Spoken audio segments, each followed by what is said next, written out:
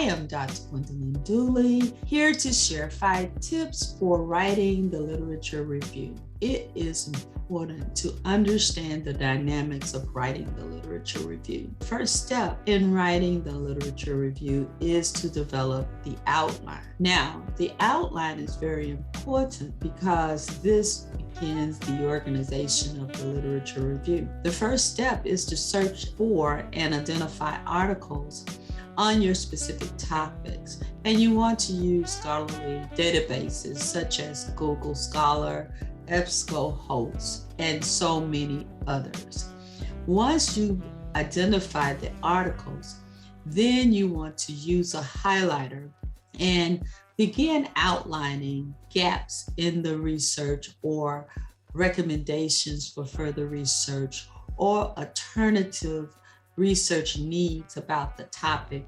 And normally this is found in the article where you see future directions or in the conclusions. After you have highlighted the article, it's important to develop annotated bibliographies. And I suggest using Microsoft Excel. One of the strategies that I always share with students is that you copy and paste the direct content from the article in one column of Excel, then use the next column to paraphrase the content lifted from the article to synthesize the information quickly. And if you have to go back and identify the specific statement, you will have that in the Excel file. Once you have completed your annotated bibliographies, the next step is to design your arguments.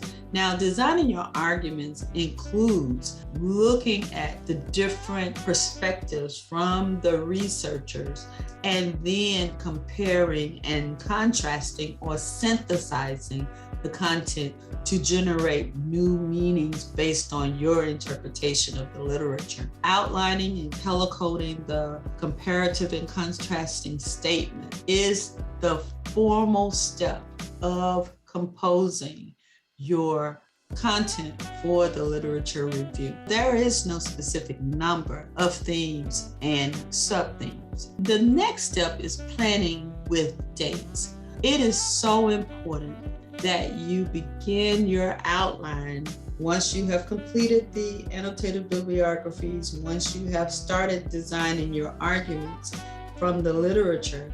You want to then list those topics from your outline and then put projected dates. I always share with students that it's important to look at these themes or these topics in the literature review as mini papers. For example, if one topic is on leadership styles and there are several styles of leadership, then you will outline that one section with major themes and sub-themes and then give it a page count. For example, one general scope of leadership theory may have 7 pages, but if you want to focus on servant leadership, that may only have 2 pages, and then place a deadline for you to complete that 7-page section or that 3-page section. That will help you work on the literature review in chunks.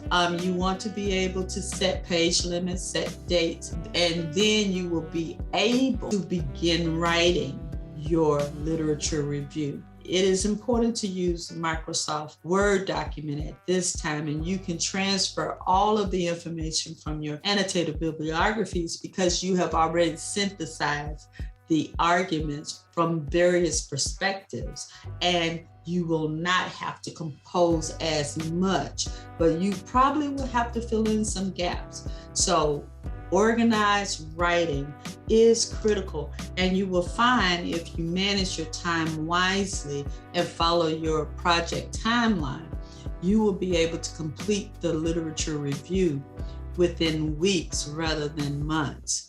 At the end of the organized writing process, then you will edit your document per writing standards as well as APA standards. Grammarly is your friend. You want to use Grammarly for Word and other resources found at the Writing Center.